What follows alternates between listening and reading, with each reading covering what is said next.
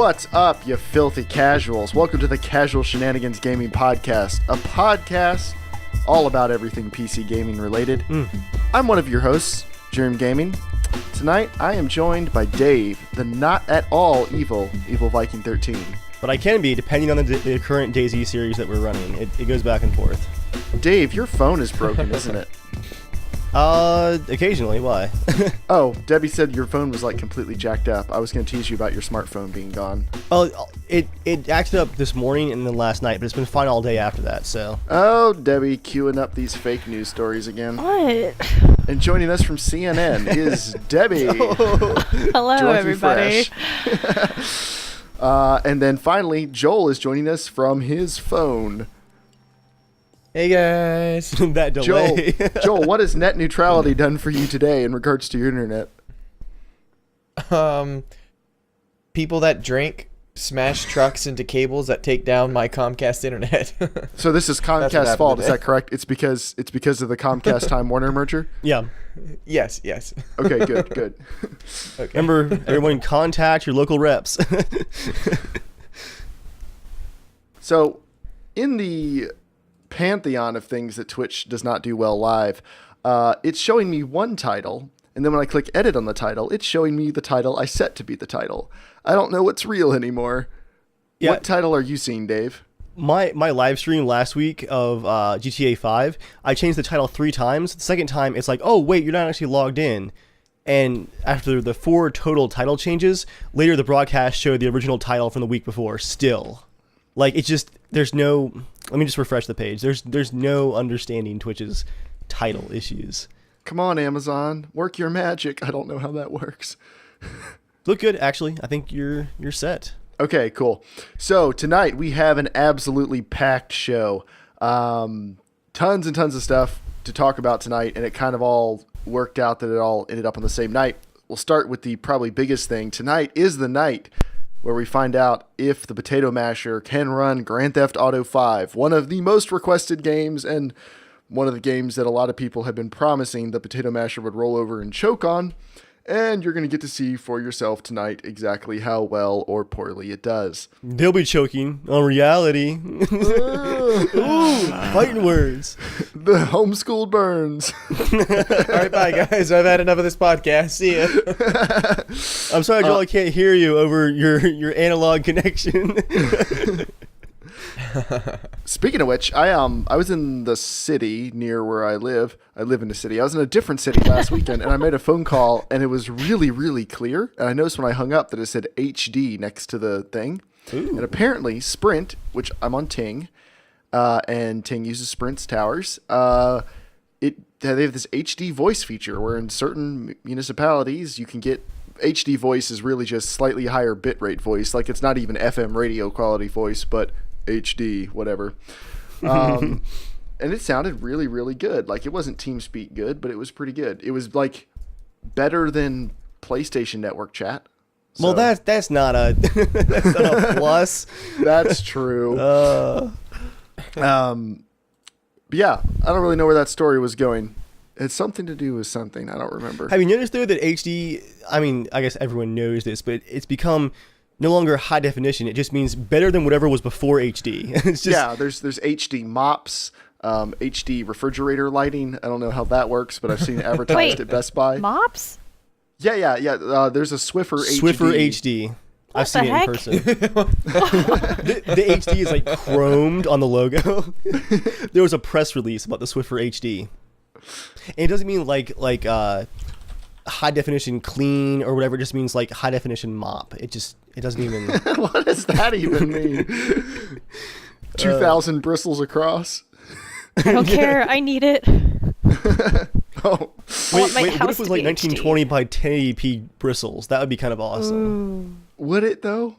I mean, it would at least be an excuse. Dave, sometimes when you say stuff's awesome, I just don't know what you mean by it. It would be mildly amusing. Okay, that's better. That's what I think you mean a lot of the time, but I'm just not sure. I'm easily amused. What can I say? That is true. Now, besides the Potato Masher review of Grand Theft Auto, we are going to be talking about Star Wars Battlefront. and we are going to be talking about Steam paid workshop mods, and we have a lot of mail. So we're going to hop right in, as we always do, beginning the podcast with our topic of the week. Star Wars Battlefront, or the thing that Joel is second most excited for in the world after Star Wars The Force Awakens. Would that be correct, Joel? Yeah. Yeah, definitely. Things Joel's excited for this year include Star Wars thing number 1 and Star Wars thing number 2. Bloodborne's already come out, so, you know, That's all he's got left to live for. Yeah, exactly. It's a good thing Bloodborne was good. That means, like, even if Star Wars was bad, Joel will still make it through this year intact. If Norman comes out and Star Wars is good and Bloodborne coming out, Joel, this is a big year for you. I know it is. And we've been talking Here's for Fallout 4 2 and a Half-Life 3 reveal. All right, stop with Half-Life 3, man. It's not happening. Even setting aside the possible Fallout 4 announcement, you know what's been happening this week, Jeremiah? Joel's been sending me Witcher 3 articles, like one a day. He's been sending them to me, too, even though I keep asking him. I don't want any spoilers. Stop sending them to me. So, if You we said could that add on... once, you douchebag. You said it once. You've sent like 3. No, I know, but you said it once before. Like, I mean, like, that's all. You said it once. I was like, okay, I said well, it you at don't the have beach to and I watch said it it. today. I should only have to tell you once. Anyway. To add to Joel's list of things that are both going to destroy his life and help him through this year, if The Witcher 3 comes out and the combat is similar to the Dark Souls series, like it's pretty in-depth, and the world is, I mean, it looks great, and if it's half as good as it looks, we might lose Joel this year. Like, he might disappear for a few months, show up like a huge hobo beard with a finished copy of Norman on Blu-ray. He's developed a whiskey problem. Sorry, I mean old Smirnoff in a jug problem. Oh, old Smirnoff. I'm actually, well, it's not really better. I'm drinking a Strongbow Gold Apple Hard That's cider. no different, Joel. It's the exact same thing. I know. I enjoy the occasional hard cider, knowing that it's basically soda. I bought 6 different types at my store that you could, grab different types, and I got a blueberry beer. What? I got one, it's literally called Sweet Jesus. Sweet Baby Jesus?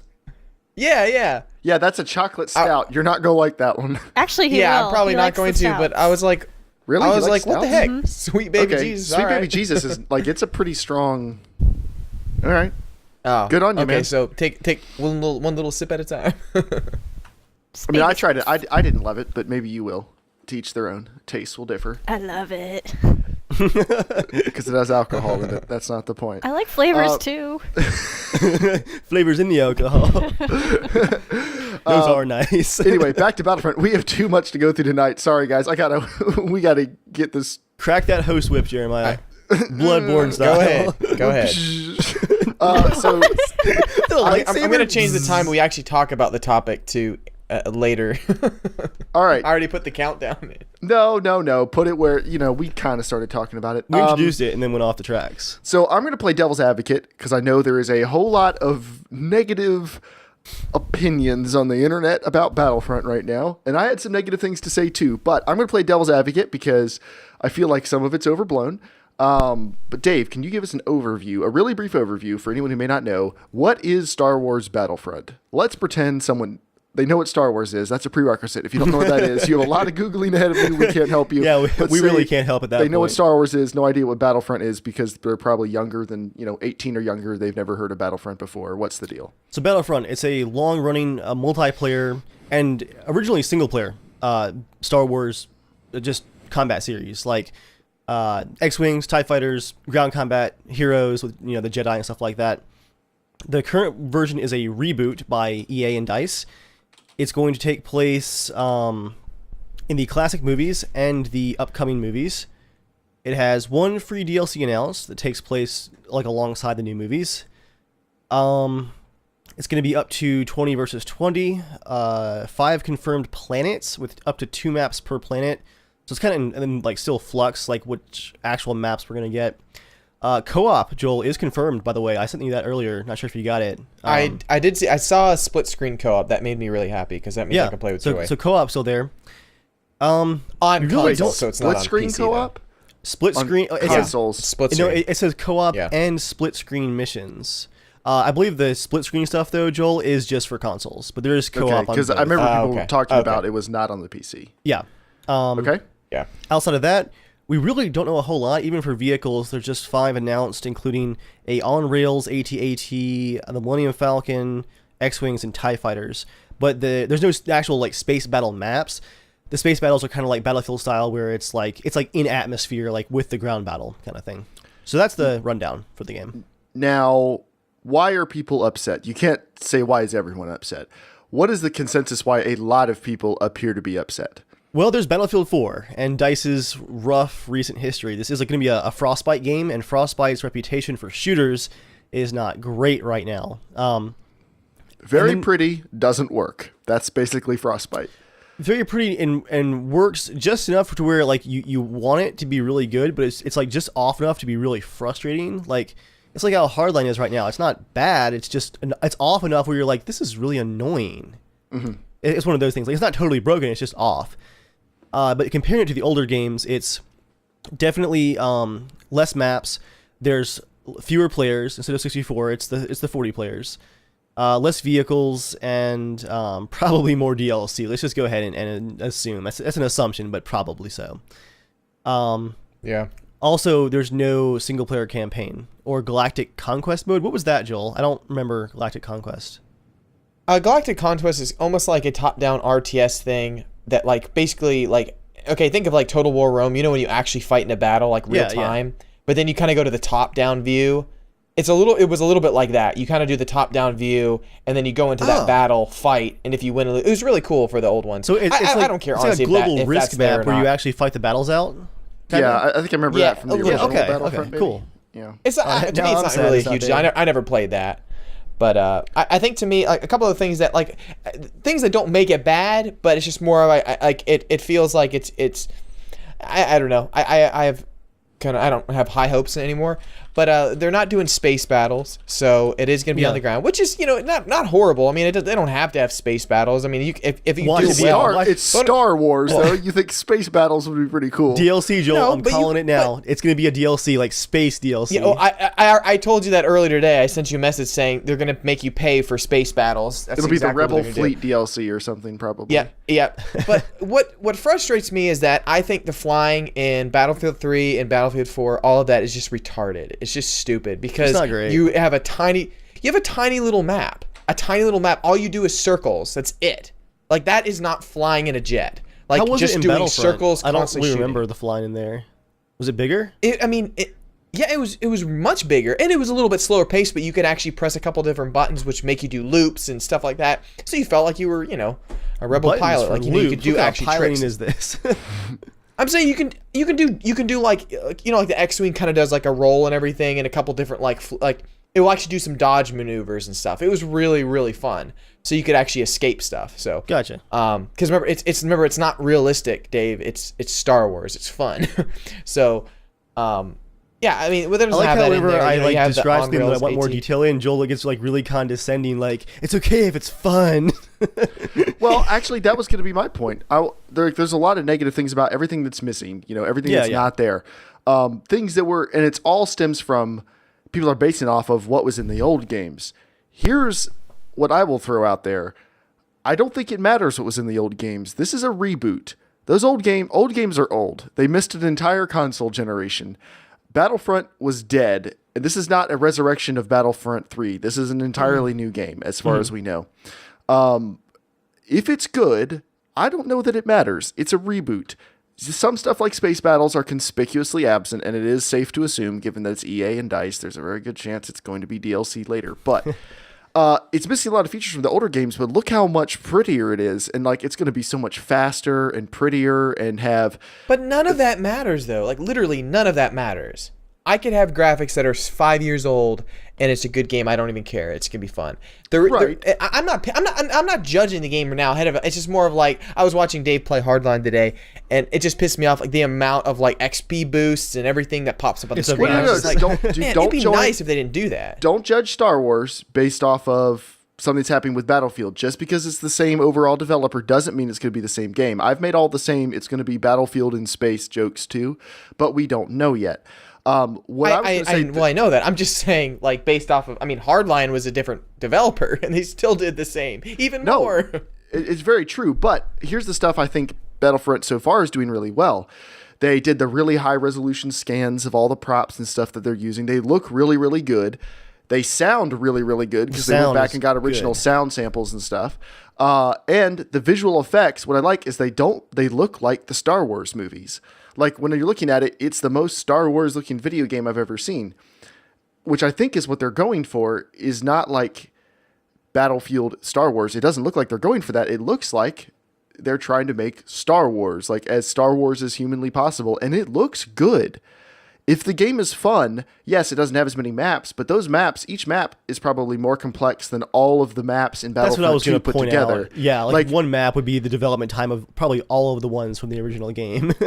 I'm not. Oh yeah, no, I agree. I don't care. I don't care if it only ships with 4 maps. Games are really, really hard to develop. Games are really hard and they're really expensive.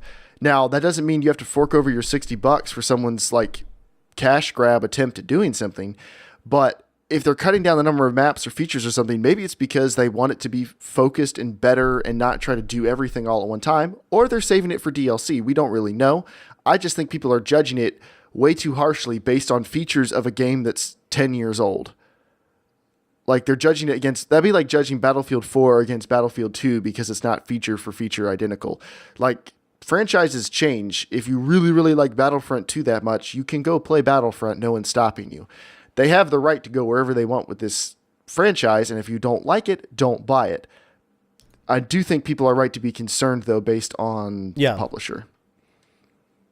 Yeah, I'm only concerned with the stuff they're actually making now. Like honestly, if it's even if it's as bad as Battlefield 4, I'll enjoy it a lot just because it's Star Wars. Instead of a dumb building that explodes, I'll be more excited about a big ATST or AT-AT that explodes. I'd rather see that if that's Levolution than I would see a stupid building. So I'll be excited just because it's Star Wars, so that'll make it honestly a little bit better for me no matter what. I just more of hope that, you know, they go back a little bit way how some of the older games are made, not just Battlefront, but just how older games are made. Like just get rid of so much XP boosts and all this crap. Like just make it a a game. Like just work on actually making some of the old features too. Like the we don't need person and all. Yeah. Yeah, just no more of those like laser dots and all that kind of stuff and the unlocks. Like, just, you know, all have the a couple weapons attachments. We don't need that, you know. I think you that don't would just know. be really you don't know bad. that it's doing all of that yet. I'm not saying they are, but I just the way the last couple of games have come out. If they learn really well, they're not gonna put that in there. But I think they're gonna do that. Because I think honestly that company is just really going down the tubes when it comes to, they make gorgeous looking graphics, but I don't care about any of that stuff. It's like, I just want a good core game. Joel, you say that you don't care, but the sounds you made when that trailer went live implied a lot of caring. Like, some really disturbing levels of caring. Dave, I care about a Star Wars game. When was the last time a really good Star Wars game came out? Like, I enjoyed The Force Unleashed. I really enjoyed but I'm both saying of those you games. can't They say weren't that you don't great. care about the graphics. Because those graphics contribute to the aesthetic a lot. Like, it looks they really, do. really good. They do. But I watched just even the Battlefront 3 trailer from, ages ago, and I was like, dude, if that came out right now, I'd buy it right now. Like, it looks like fun. Yeah, if it's good, I'll play it. That's the thing that's what keeps me coming back. You know what I mean? Like Battlefield 4 looks gorgeous, but it didn't keep me coming back because of its awesome reflections and rain textures. Like that doesn't bring me back to the game to play it. That makes me want to see it on like a really nice computer and just see it for a couple hours. But then when the game's not fun, it doesn't bring me back. So I don't care about the graphics. I don't like. It's awesome. It's great when you have good graphics when the game works well. But that does not matter at all to me. It's not like the art team would be the feature team if they weren't making art. They're the art team. Of course, they're going to make the game as good as they possibly can. The feature team, it's more complicated than that, obviously. But no, I think it should look as good as it can. The only thing I'm saying about the artwork is the added complexity in all of the artwork just shows the added complexity in every aspect of making a modern shooter. I mean, absolutely. I agree. So if they're cutting out features, I'm sure that's why. I actually am more excited by them cutting out features. I would be worried if we hadn't seen any gameplay now and they were announcing the game's coming out this fall and it's going to have like 20 maps and it's going to have massive space battles, going to have all this stuff because it just hasn't been in development long enough. Like, I would be worried because I would be pretty sure that's not going to happen. Yeah, I mean, we'll see. I mean, I hope it's honestly just a decent, even 7.5 or 8. Just I really do hope they do have other drivable vehicles. I mean, I'm guessing they're gonna have the speeder bikes. You can have those, but like even if the AT-ATs, like if you have that in the snow mission, like even if you couldn't drive it, maybe you could at least go in it. But like I hope they have the ability to have the snow speeders to be able to wrap the tow cables around stuff. Like I love that. I mean, they played it in the N64, a PC games. They had it on, I forget what else, like the GameCube, like Rogue Squadron. I love that. I mean, I think if they really want to accurately depict that, I hope they do that. But not the way that DICE always does it. At least in the last couple games where it's like, no matter what you do, it falls down the same way. It always happens at the start of the map. The way Levolution is, it's like it becomes, it's novel. So like it's really cool like for the first mission, and then immediately it's just like no one cares, no one ever uses it anymore, and it's kind of more of a hindrance than it is anything else fun. So, but I mean, we'll see. I know that now more and more games are becoming more and more complex, and we should just move on to the next one because I realize we're going so long. No, it's all right. I mean, honestly, we don't have a lot else to talk about because they didn't show much. We don't want to just sit here and speculate. Tons of people are doing that. You can find a million YouTube videos where people sit there and try to make you watch for 10 minutes while they pull nothing out of their butts based on very little information. We're not going to do that. All we know about it is it's really, really pretty, and the final game will not look like that because that's just rendered in engine. It doesn't mean it's gameplay. Wait for a gameplay trailer or a live E3 demo if you want to see what the game will really look like. Before we move on, Debbie, do you like Star Wars at all? Are you excited for this? Do you not care? I care, but I'm not like through the roof like Joel is. Okay, you're just sitting back and waiting? Well, yeah, because like you said, this is only like an engine thing. It's not actual gameplay, so I really need to see more to make a solid judgment on it. Okay. And one thing to remember too is that people have played the alpha already, like behind closed doors. Like there's no footage of it or anything, but they were allowed to post videos talking about it. So EA is already letting people play the alpha. So it exists. It's not. Yeah, it definitely exists, but I want to see basically it. the whole point. Yeah, I want to see it before I'm excited or disappointed about anything. Yeah. Moving on to the news. Intel. Yep. Intel. Sorry, Cut Joel. Me off on that. Cut me off. I'm sorry. I didn't mean to. I do it every time. Maybe you should be more on the ball. Intel has the compute stick. I was pretty much on the ball. All right. Get off the ball. Remember we talked about a couple podcasts ago, it wasn't Intel making it. I forget which manufacturer was making it, but basically a large USB key looking thing with a HDMI port on the end that was a fully fledged computer. Intel has one too. It's called the Intel Bay Trail T Compute Stick, and there's a whole bunch of letters and numbers in the name, but we're going to skip over that. It's Why? 100. Why does that have to be a thing? I don't know. It's a $150 PC. It's the size of a big thumb drive.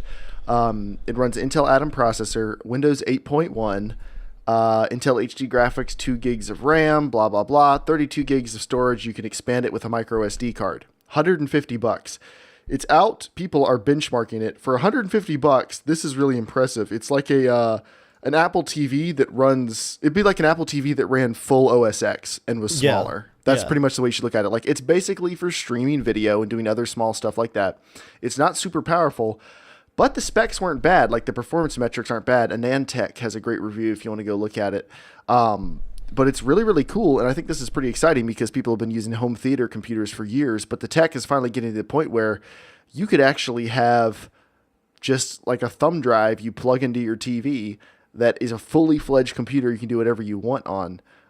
It's like a smart TV, except it can expand in the future when your smart TV is no longer supported. Like I saw this week, early smart TVs, their YouTube apps are going to stop working soon because YouTube is changing enough backend stuff it won't be compatible. Might be your TV, Dave. You're one of the first smart TVs, I think. 2010.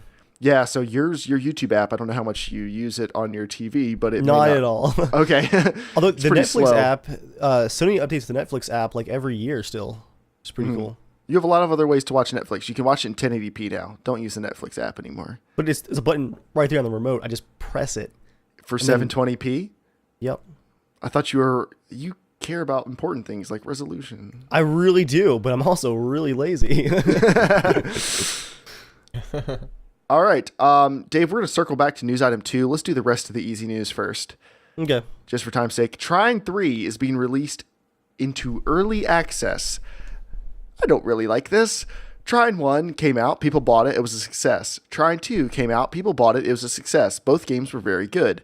Trine 3, instead of being released, is being released into early access. Are you serious?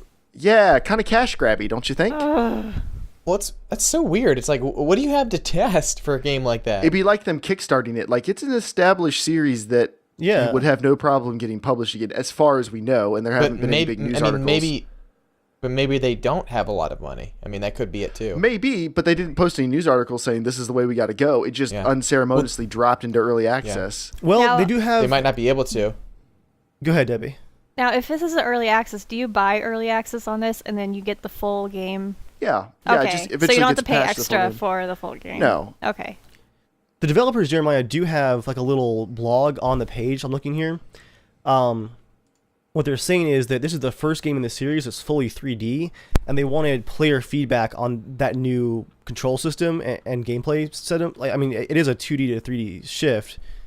So, I mean, maybe it's just they really did want that feedback, but then you can always do a closed alpha. I mean, there's... Right. I believe in the Trine devs. I believe in early access in general. Like, a lot of small developers say early access is invaluable to them getting feedback from players about stuff.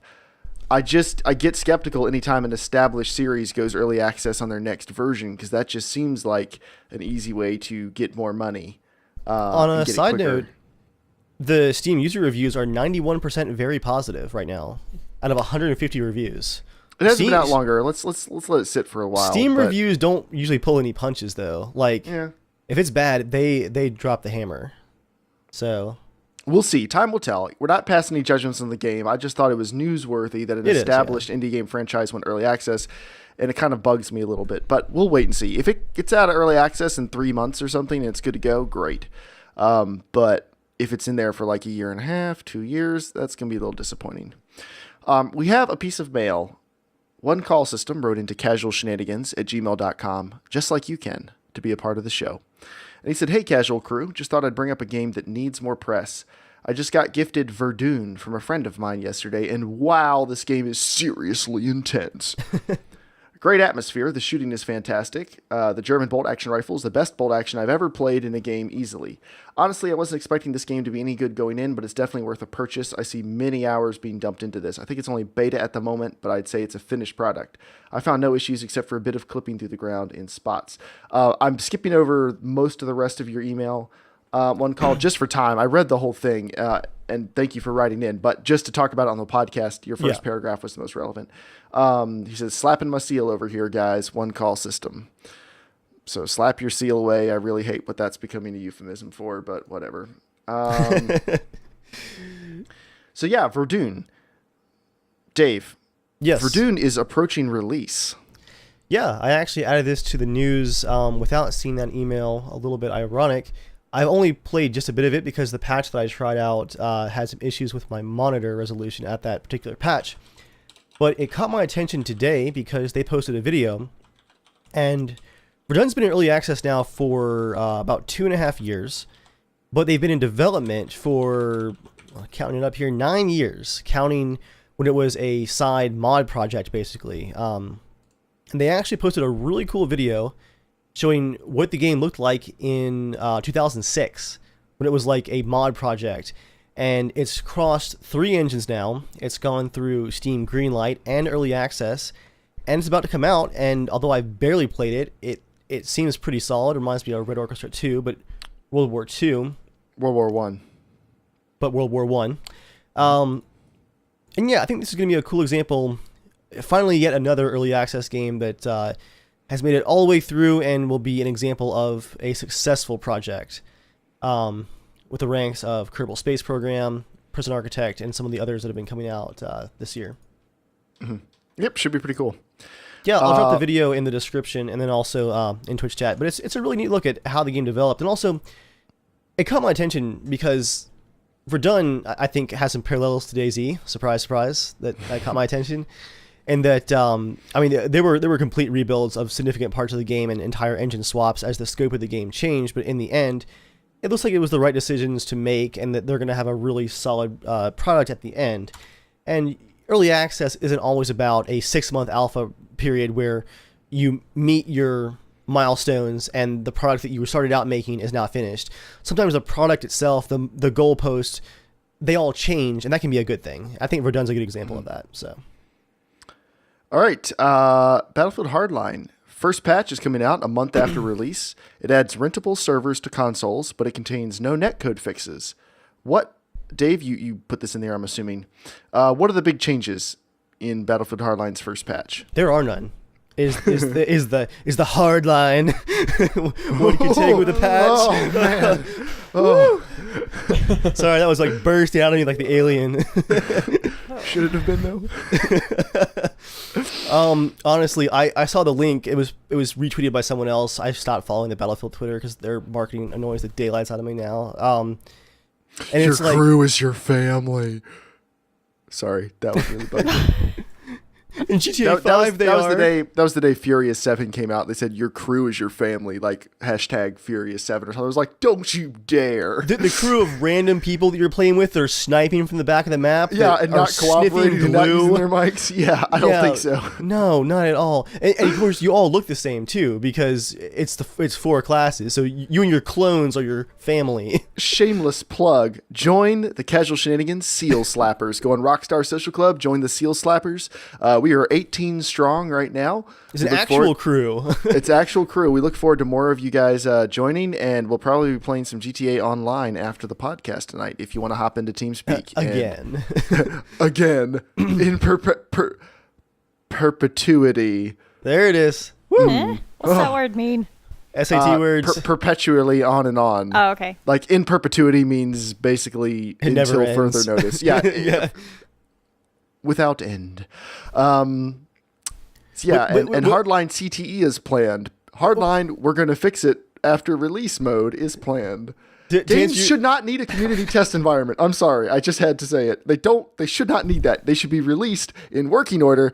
And then if you want to add extra features, save those and put them in the next game. Well, no, I think a CTE can be good. Really? Because there's a lot of features added to Battlefield 4 2 years after the fact or a year and a half afterwards, and I'll never see them because I stopped playing Battlefield 4. I don't care what goes in CTE now. I'm not arguing for that. I'm talking about if The Witcher 3 comes out and it's solid, and they're like, hey guys, we're thinking about adding a hardcore mode. There's a Witcher 3 CTE you can join and try out our new hardcore mode. If they're adding things to a completed game, but they want that user testing, it's like a feature-based early access almost. That can be good. But when a game is missing things and things are broken and CTE is how you fix it 3 months after the game comes out, that's where it's a problem.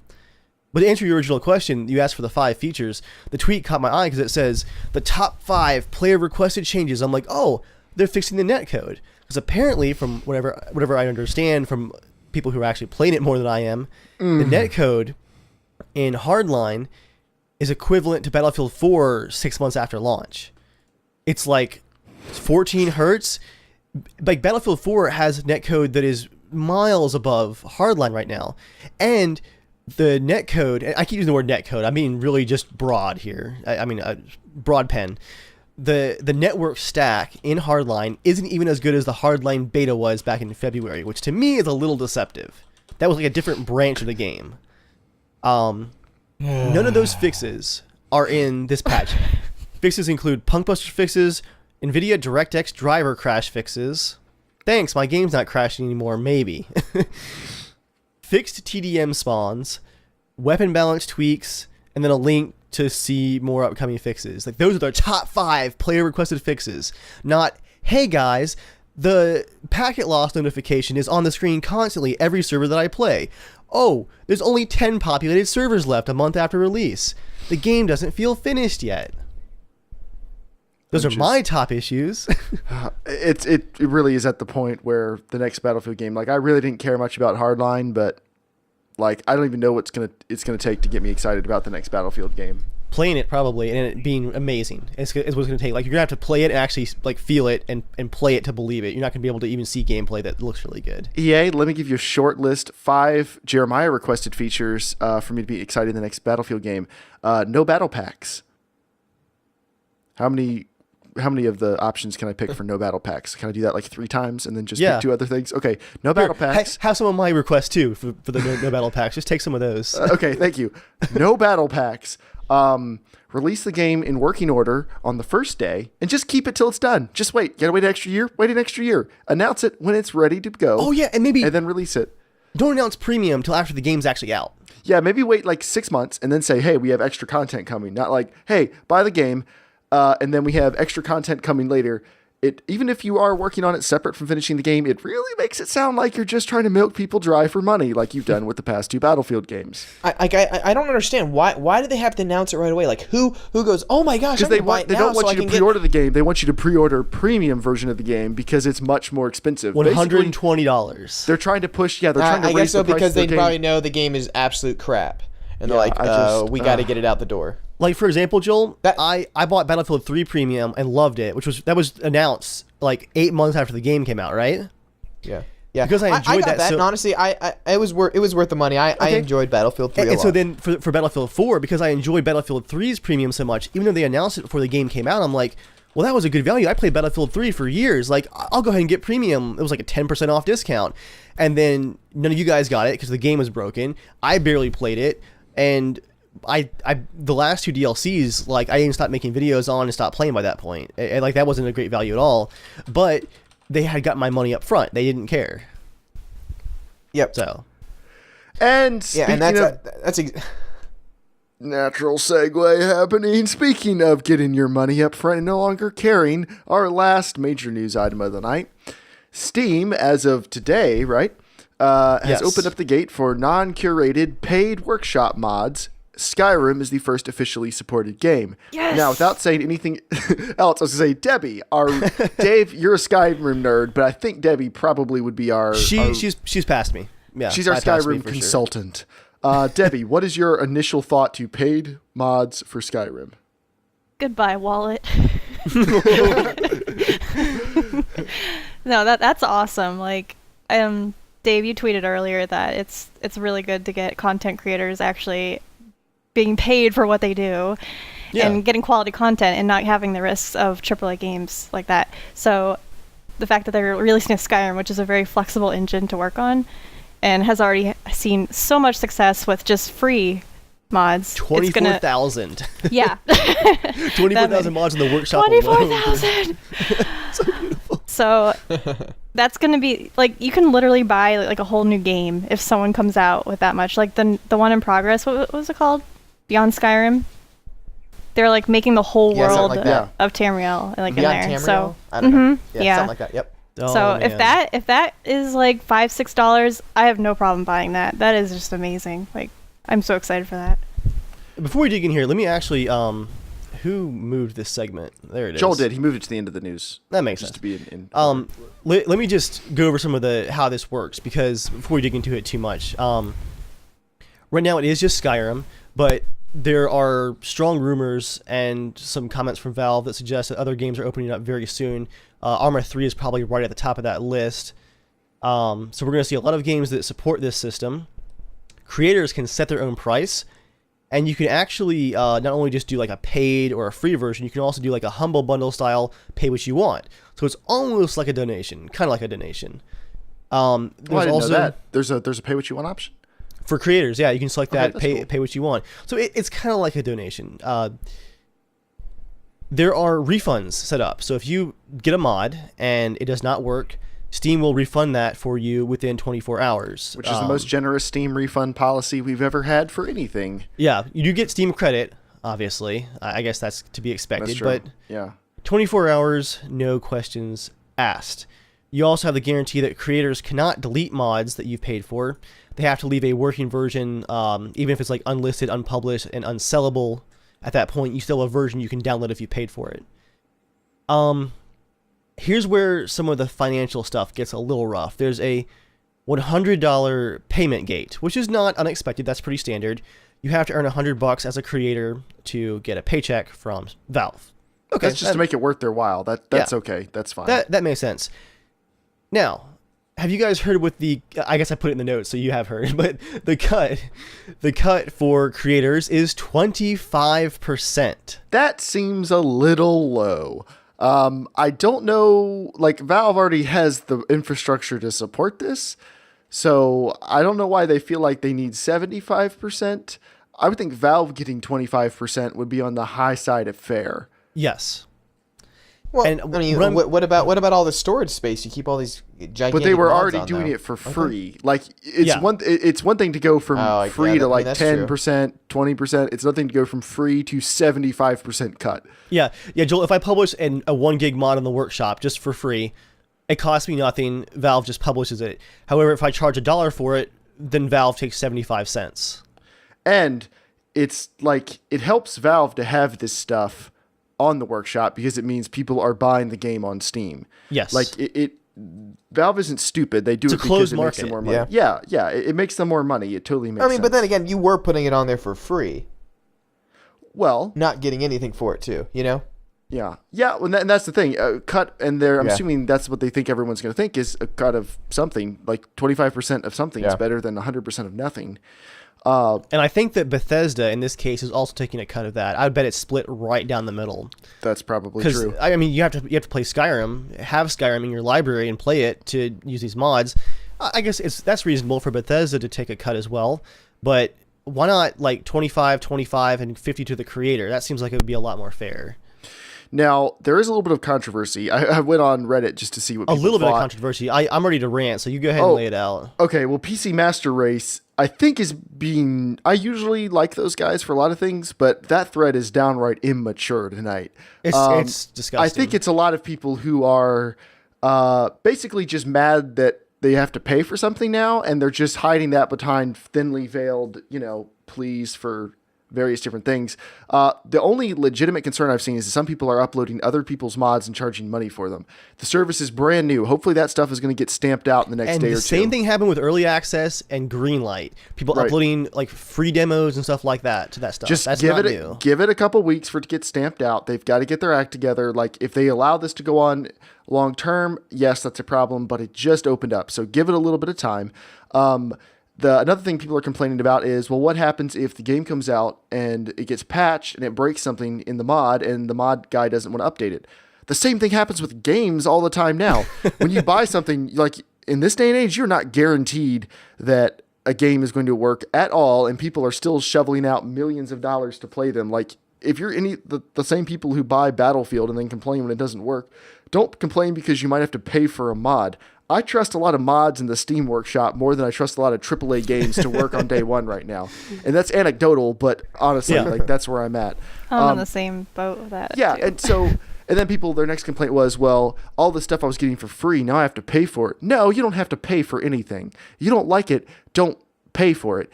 If no one's buying their mod, maybe they'll make it free. It's called a free market. Like, you're not being forced to pay for anything. You already have the game. Mods are just something free that you were using someone else's work, like they were offering to you for free.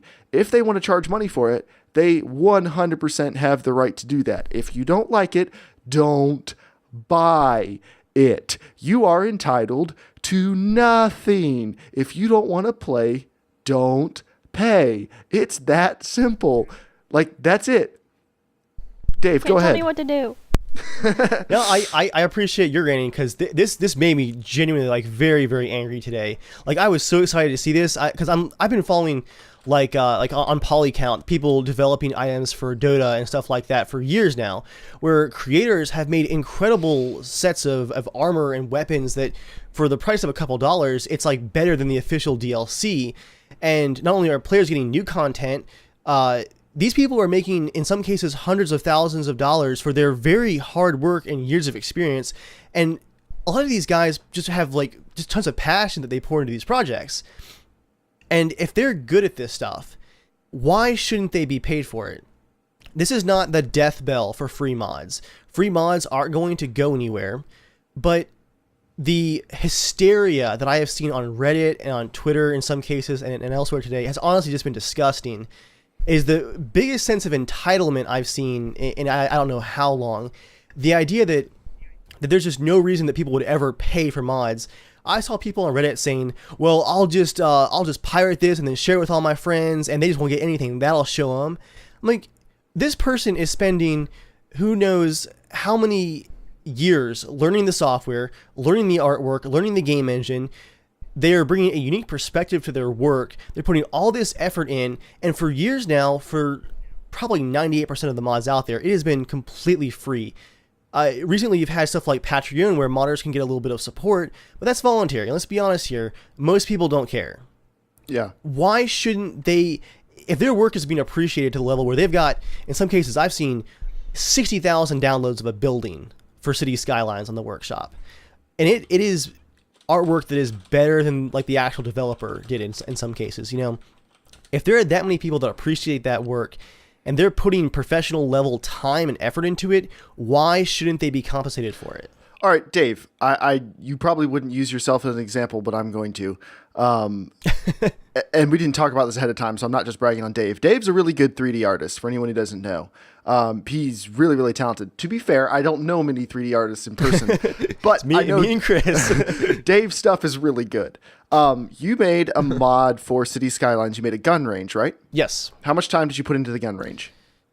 I put over 40 hours into that building over 3 weeks. Okay, was it just for City Skylines, or were you using it for something else? It was from start to finish just for City Skylines, yep. Okay, and it's not just a building, like it actually has effects on the community around it and stuff. It's designed really well. It blends in perfectly to the rest of the buildings. Like, it's a cool little mod. Is there any way to tell how many people have downloaded that? Yes. Okay. Actually, Hold I'm on. looking right now. I'm sorry, I should have asked you ahead of time to cue this up. Dave's a talented artist who is not employed by a game studio and is not making millions of dollars making games. Like, he's not some fat cat game developer, of which there are very few. And he made a mod and put it out for free with no expectation of payment. And let me know when you know how many people have downloaded it. Like I said, it was well over 40 hours of work. It's currently part of 55 collections on the workshop. So 55 people have it in a collection that you can subscribe to where it downloads multiple mods. And the total subscription count is 10,431 as of now for that building. 10,431. And then your map, you made a map Appalachia, which you didn't make just for City Skylines, right? You had that idea. You had the idea a couple years ago for a Battlefield contest, which you won because you're good at what you do. But then you remade it for City Skylines, right? Like, yes. You made it. Okay. Can you tell me how many times that's been downloaded? Because it was number 3 on the entire maps list for City Skylines. For a couple days. For a couple days. Can you tell me how many times that's been downloaded? Well, it only shows current subscriptions. So it's had over 7,500 visitors, and it's currently at 5,000 subscribers. Okay. So Dave has 5,000 subscribers on a map and 10,000 subscribers for a building. Mm-hmm. If he charged $1 for that building, so he makes 25 cents on the dollar, let's say half of those people bought it. 5,000 people bought it. They pay $5,000. Dave would have gotten $1,250 for making that building for 40 hours of work. That's perfectly reasonable. Like, he's not making out like a bandit, but, but it makes his hobby financially viable. That means Dave, someone who's actually really talented at what he does, as evidenced by the 2 things he's put on the City Skylines workshop being really popular, that would kind of be a hint. Data. Then he could maybe devote more time to doing it. Instead of looking out, searching for more freelance projects or something, maybe Dave could just make buildings and sell them on the Steam Workshop. And you know, on a note, I do freelance work, and what does that divide out to by hour? I'm going to bring up the calculator again. What, $1,250 for 40 hours? Yeah. That's $32.50, I think. 31.25. Oh, very close. I was off. Okay. So close. So yeah, that's a decent rate per hour, but I mean, to be honest, guys, like, not to toot my own horn or anything, but it is professional quality work because I do it professionally. I enjoy the hobby stuff too, but I do it professionally. That rate is still significantly less than my freelance rate. So like Jeremiah said, like the people that do this, that maybe would have mods that people do buy and that do have that higher quality of content, they're not going to make tons and tons of money, except for maybe in the long term. You'd have some trickle down of older work probably that would help. But in most cases, you're not going to be making crazy money off of this kind of thing. But the exciting part is, I spent 40 hours in that building because it was fun. I really enjoyed that. I'm not doing it again anytime soon. I learned the engine. I had a lot of fun. That was a concept I had from like day one of the game that I wanted to do. But it's done now. I don't have 40 hours to put into like another 10 buildings over the next 6 months. That's just not happening. But what if you were getting paid for it? But what if I was getting paid for it? Well, now I can set aside freelance work that I would normally be working on and say, hey, I'll make buildings for content that I really am passionate about. And maybe because people are buying and downloading more and more of them, I can charge even less per building now. And this turns into like a thing that I'm doing constantly. People are so worried about people charging for formerly free mods, they're not thinking about the future. Let's put aside the possibility of people charging for things that used to be free. How is the quality of the content going to improve after the system's out? Because the market will decide who gets paid and who's successful doing this. We could see some ridiculous work, like the guy from Maxis who's making City Skylines buildings, who does awesome work as well. Like, he uses Patreon right now, but he could put that aside and give Valve his share instead of Patreon. I mean, there's so many options, and I think people are just so worried about the free stuff going paid that they're missing the exciting part of it.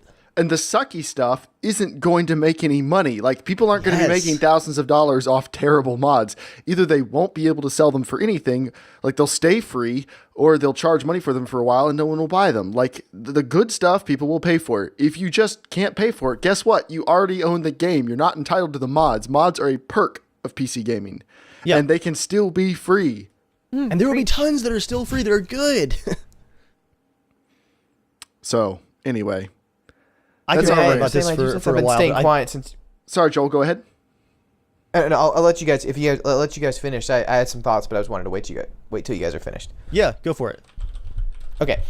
I think I completely agree with you guys. Honestly, like, wholeheartedly, I completely agree. I think people are ridiculous that anytime something is free, like I don't think people deserve money for stuff. You know, let's say you make it for free and it's out there, right? You don't deserve money because it's free. I think if I really enjoyed your stuff, I would enjoy giving you money, because I think if you're a nice person, you appreciate someone's art, you can give them some money.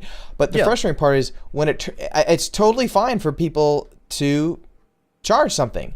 And I'm not trying to dig on Dave at all for this, because he's not at all like this. But there was a conversation we had like about a year ago about AdBlock Pro, right? I was talking about something on there. I couldn't find the free one, and there was only the pay one or something like that. And I mentioned something about basically like, you know, I don't know, like if you couldn't find it, then you got to pay for one of the AdBlock Pros. There was like an article saying you'd had to buy it or something like that. And I was like, oh, it's not free anymore. And Dave just mentioned something about like oh, I'd never buy something like that. You can always find another free one, right? And he doesn't mean it in the same way I think all these ridiculous douches are just like, oh, I need all my free stuff. But I do think it's like, it can get to that point where it's like, wait, well, it's free. Where are all the people making the free stuff anymore? You know what I mean? Like, PC people are so used to like being able to download something, be able to get it for free, whatever means. There's always a way to copy something, and you know, whether it's legal or illegal, there's just ways to do it. And I think, however Steam does it, however like the ratio of how much they pay you or not, they're allowing you to get an amazing service for putting your stuff out there in the exact game category that you want to do. It's like, I don't know, if for movies, if I could just do it for free, and if it was popular enough, hey, maybe my movie would do well, and I wouldn't have to pay anything except for, you know, I wouldn't have to do all the upfront marketing costs to actually put it out on a store like that. Yeah. But I think we just have to be careful of that kind of thing, because as much frustrated as these people are, I think you guys would get frustrated if something was like, crap, I'm used to having this little mod thing or little tweak for a browser, a little tweak for a PC mod thing, not for a game, but maybe just like a whatever it may be. Maybe it's a bench press thing, or benchmark thing, not bench press, something like that. There would be like, crap, well, I don't want to pay for that. Like, I don't use it enough to want to buy it. So I could see you guys also getting frustrated as well. So I don't think guys would ever get as frustrated as these people apparently are getting. It'd be a minor frustration though. It'd be oh, that sucks. Our Arma 3 mod pack got a little lighter. Like, that's it. Like, I won't be surprised if some Arma mods become paid as soon as it goes available. Like, a lot of the ones we use, the amazing weapon packs and stuff, but that stuff's really good. Those people deserve to get paid a little bit. It's professional quality. I pay for it. And the reason why you guys would be able to get over it is because you guys are able to understand, oh, this different, hey, you know what, it was awesome, they did have it free for a while, we work in creative but you know fields, and we're not assholes, so. Exactly, it's kind of like, it's like, hey, they have every right to sell it. It's like, well, you know, they have an avenue to make money off of it, why wouldn't you want to do that, you know? So, and Joel, actually, to return unfortunately, I think it's going to be an absolute slop hole of stuff on there. Honestly, yeah. I think Slop hole. you're going to find the respected mod people, but I think it's going to be an absolute slop hole for the next couple of I don't months. think that's a word, but I'll take it. You're such a slop hole, Dave. It is very descriptive, so I think it works. But Joel, actually, to go back to your example, when you asked me about the ad block software, what I really meant by that was that if there were two versions of ad block, one paid and one not, from different developers, and they both did like the exact same thing, like I definitely just wouldn't pay for the paid version. But going back to the idea of just providing more value, if the paid version of the ad block program, maybe a global subscription system where I can use it on my phone and like whitelist certain sites that would like always load their ads to help support them, like if it added more features and really gave me some value beyond the free version, I could definitely see paying for that. And I think that's going to be where mods are going to have to prove their value, either by just the professional quality of them, like established mods that maybe have a slight price now just to help the developers out, or established mods that say, hey guys, here's a big update for free, we're excited about the future, here's all these new features we're planning, but we're going to go to a paid system to support the development, and we're going to be able to put 40 hours a week for 3 months into this for you guys. It's going to be awesome at the end. Like, they got to provide that value, and that's what people should get excited about and stop complaining about less free crap that they get on the workshop just clicking a button. It's obnoxious. Yeah. It's very obnoxious. I mean, I would say that the value is already there. I mean, if for even for the Adblock Pro, they don't need to add any extra new features. You've been using it for years. It's enough of a good feature that you right now. So if there were no free feature or no free sites out there at all that offered this, you'd have to either buy one or you wouldn't. And so you have to decide, I'd buy it, but I'm talking is about this something that I've been multiple... using for the last 5 years? Would I buy it? I would buy it because I'm exactly. I didn't realize I had it on my computer. It's been on so long. And then I got on a new computer. I was like, holy crap, there's ads everywhere, Batman. But it's sad. I think it's the intelligence of our community is dropping by the wayside. No, it's the echo chamber of people who get upset and get in the little room together and fuss about stuff. And Reddit is a great place for that. Remember when Reddit solved the Boston bombings? Like, you get enough people together, the hive mind is stupid, and the hive mind is not any one person's fault, but it just happens when you get a bunch of people together. They find people who agree with them. If you don't know how hive minds work, you have a very loud opinion. Yeah. Other people with the same loud opinion find you, and you guys stand out. And then people who have the opposite loud opinion also find you, and you guys slug it out. And then you have a whole bunch of people agreeing with each other and thinking it's a black and white issue and everyone else is wrong. That's how hive mind works, and that's how Reddit works. So just, take all comment sections with a grain of salt. And I got one more thing to add for this, too. The chat brought up a good issue, which is copyright, because a lot of mods have been uploaded today, compilations, other people's work with paid gates in front of them. The workshop agreement says, I have the rights to upload this. And what that means is there's no curation right now by Valve or anyone else, including the game developers for mods, which I think is really the only way to do it, because you want the mod process to be as easy as possible. However, because of the license agreements, these mods are covered by the Digital Millennium Copyright Act. If you're a mod creator and your work is being uploaded to the workshop, you can submit a DMCA takedown notice when they have to react to it immediately, and they will. So there is a system in place, one that is usually abused by giant monolithic record companies, that actually does occasionally protect people, and that is being used already on the mod workshop. So as far as copyright goes, I don't see any kind of curation being possible, but the community needs to get really good at self-policing, and mod creators need to be on the ball with the takedown notices, I think. Yep. And Valve needs to crack down. Like, if they catch someone uploading mods, it's like you're banned from the workshop for 3 months or 6 months, or like your account has like a flag on it or something. Yeah. There needs to be a permanent punishment. Kind of like eBay reviews. Yeah. Well, eBay reviews have gotten a lot more watered down over the years, true. But the idea behind eBay reviews, yes, most definitely. It is now time for the Singularity Shame segment, a part of the podcast where we bring up somebody who is being a douche canoe and we poke little holes in the usually douche Ubisoft. It's almost the Ubisoft section, at least last year. So anyway, we have 2 items tonight. First item, Dave. Items. Dave, could you talk about the Witcher 3 news?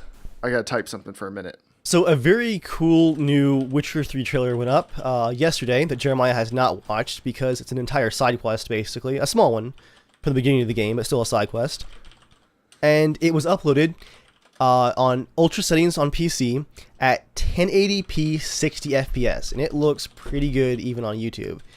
The problem is that the video began with an Xbox One splash screen and was uploaded to Microsoft's official Xbox channel with no disclaimer and no explanation. And everyone's freaking out in the comments, this looks so good, this looks amazing, like, I'm so glad I bought my Xbox One. And someone's like, wait, 60 FPS, 1080p, isn't The Witcher 3 going to be 900p and 30 FPS locked on the Xbox One? So I guess I actually have a bit of a shame for Microsoft for pulling this. I mean, that's a pretty low But move. everyone does it. But everyone does it. But Everyone shame does it. for Microsoft. Shame for Microsoft, but also props to Microsoft because within 12 hours, they did admit that this was PC footage, and there's now a disclaimer. Well, props. And When they were caught, they admitted that, yes, the obvious truth is the truth. it was a quick response, though. Like, they were on the ball for, like, okay, yeah, this was a mistake. And then they're like, we did not intend to misrepresent. We apologize for any confusion. We're looking forward to the game's release on both Xbox One and PC in May. I mean, it's a little bit of corporate speak, but I can give them a little bit of the benefit of the doubt. On the other hand, wow, those Xbox One owners really wanted to believe. They wanted so badly. Yeah, that's the only thing. I actually feel bad for the Xbox One owners. Yeah. Ignoring all of the things, I feel bad for them already. Like, they have no games to play except for Forza 5, which I desperately want with everything in my body, but it's okay because Project Cars is coming out soon. That was like the fast radio thing.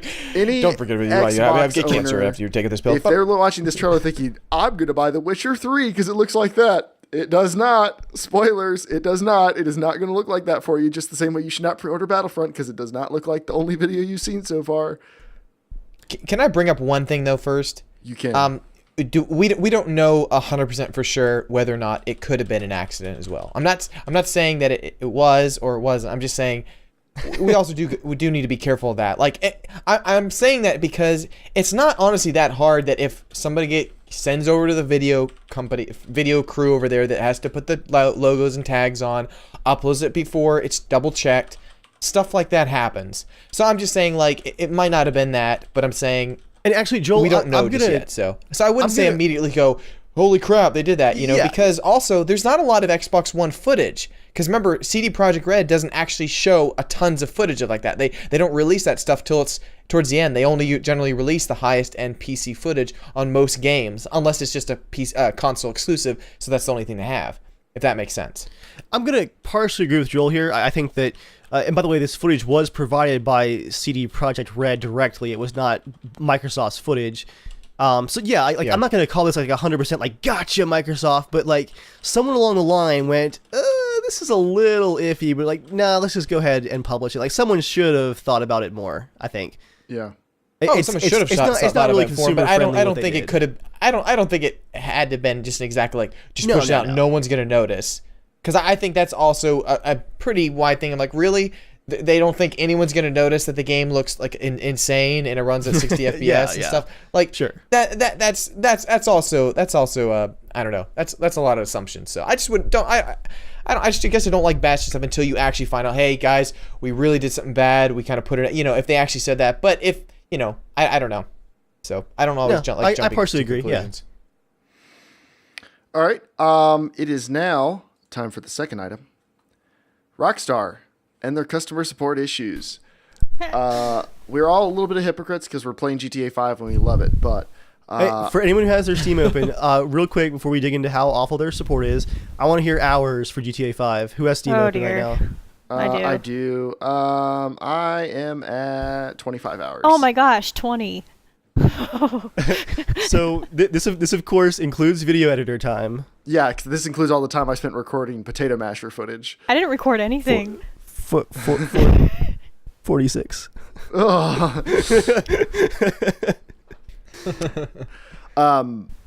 So I told you guys last week. Can I say the one thing that me and Dave talked about before the game came out? I told Dave, I was like, when it comes out on Tuesday, by Saturday night, there's like 5 days, I think you're going to put more than, I said 25 hours. And then Dave thought I said 28 hours or something like that. I was like, oh crap, that's a lot of hours. And then by the end of Saturday night, he had 31 hours.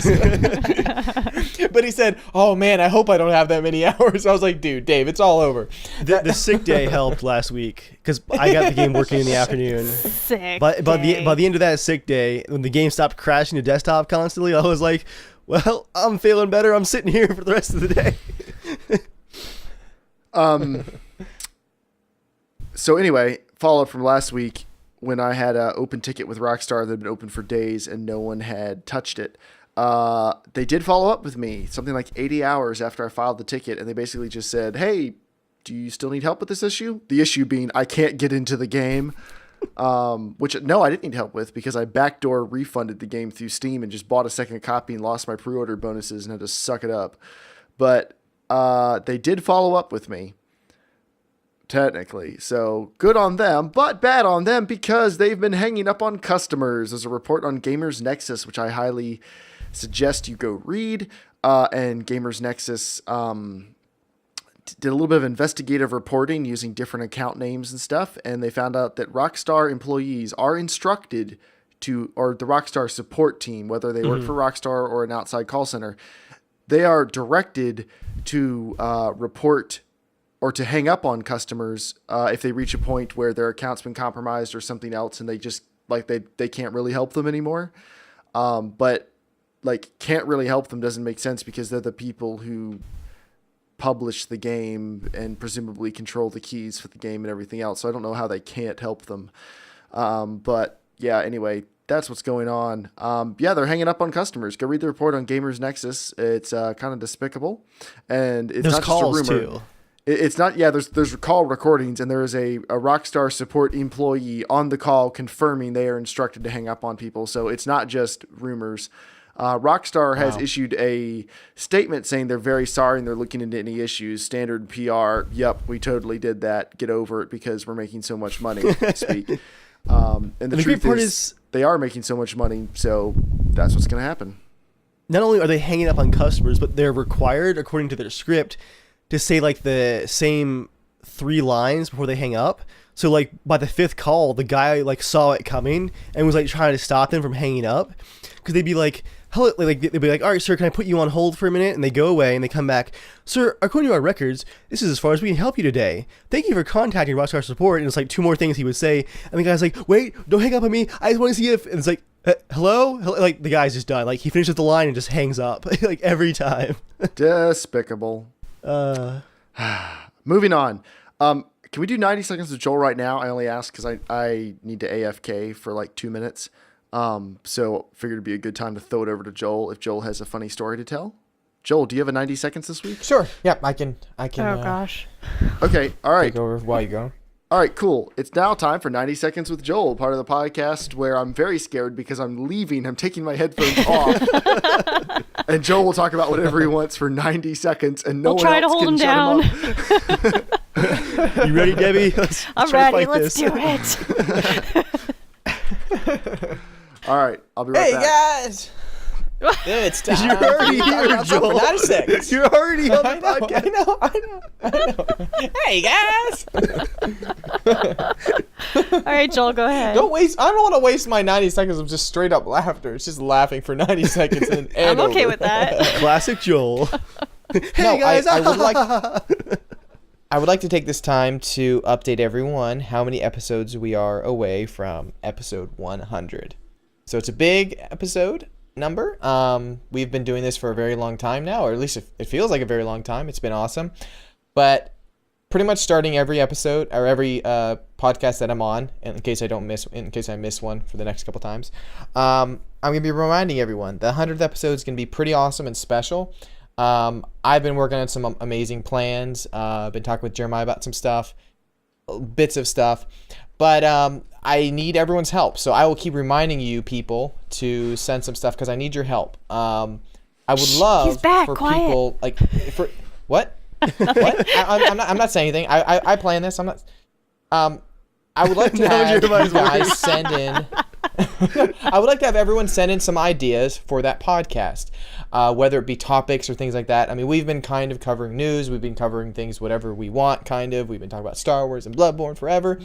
We'd love to hear, what would you guys like us to talk about? If there's a specific topic, email in your ideas. So for the next 8 episodes, there's 8 episodes away, email your stuff in. We'll try to keep track of it and see if there's any gold nugget for us to bring out. And that's just one of the special things. But I have a lot of things planned, and I will be divulging some of that. I don't know about any of them. Let's talk about it on the air. All he knows is that it's going to be a special episode. It's going to be pretty awesome. But I'm the main host, and all I know is it's going to be a special episode. That doesn't comfort me in the slightest. Well, I think everyone kind of knows that when we did the 50th episode, we had games and we have giveaways and stuff like that. I'm planning to do similar stuff, so we have a lot of fun times, and so it's gonna be really good. You're not gonna want to miss it. Yeah, we're gonna have some pretty cool stuff. But so 8 episodes away, I'll be reminding you every week to send in some of your ideas, topics, whatever you guys want us to cover, and we'll take a look and see if any of them are good ideas, and if they're not, we'll just make our own. But definitely send them in. So that's all I have to say. So stay tuned. Cool. In 8 weeks. It is now time for Grand Theft Auto 5 on the Potato Masher. One of the most requested. What was that noise? that's the what? God, so what's the like thumping music all the kids are into these days? Like, I'm gonna figure it out. The thing they were into in 2011, yes. What music? What music? Dubstep. Yeah, there we go. I was about to say dub wub. It sounds like that. Oh, he's so old. No, I hate freaking dubstep. I hate it so much. It feels like I'm listening to the Transformer movie. Joe, all the music you like that I've listened to is just someone like on a synth pad going for like 30 minutes. You're like, it's genius. It's recorded in like a field of grain as the sun sets. It's like a synthesized whale noises or something. I listen to Bonobo. I listen to ambient music. Bonobo is what I'm referring to. Quiet. Yeah, chill music. I like the chill music. That's good music. That's really good music. That's good music, not the dub wub the kids listen to. Yes. Joel said as he shook his cane at the computer. It's not me. The children are wrong. I like all. If you can attach that music to stupid YouTube videos with like text flying everywhere, you can't do the same thing with Bonobo music. Oh, so watch me. That's why I think I see the new way I'm going to be trolling Joel for a while. 360 no scopes. Anyway, it's now time for Grand Theft Auto 5. I am dropping a link in Twitch chat. That is a link to the unlisted YouTube video. It's not live yet. Don't start playing it yet. I'm giving that to anyone who wants to watch it along at 60 FPS and 1080p with the rest of us. You may watch it using that link. So queue it up, and I will tell everyone else when we're going to start playing it. Grand Theft Auto 5 is one of the most requested games for the Potato Masher, and it should be a pretty awesome. Like, people have been asking for this for a while. This and The Witcher 3, people have been talking about, mostly saying, I don't think it'll work, and please, can you tell me if this game is going to work on the Potato Masher? Since last week, I have been recording quite a bit of footage for it, and we have a lot of stuff to show you. So we're gonna get ready. I'm gonna give everyone like an extra 30 seconds or so to get that link queued up and ready to watch. Don't watch it yet, Spec. Oh my goodness, Spec just opened and started playing. Come on, how dare you? Watch with the rest of the podcast. All right, does everyone have a copy of it? All the hosts, do you have a copy of it ready to go? Yep. Yeah, I'm actually having to watch it at 240p. Probably not at 60 FPS then, is that what you're saying? No, because I'm tethering via my phone, so I can watch the Twitch chat on here. Gotcha. So, and I just don't want to use up a lot of my data. Oh no, that's fine. Man. That's fine. You've seen it before. I've already seen it, so I'm good. All right, is everyone ready to watch? Yes. Ready. The Potato Masher playing Grand Theft Auto 5 in 5, 4, 3, 2, 1, go.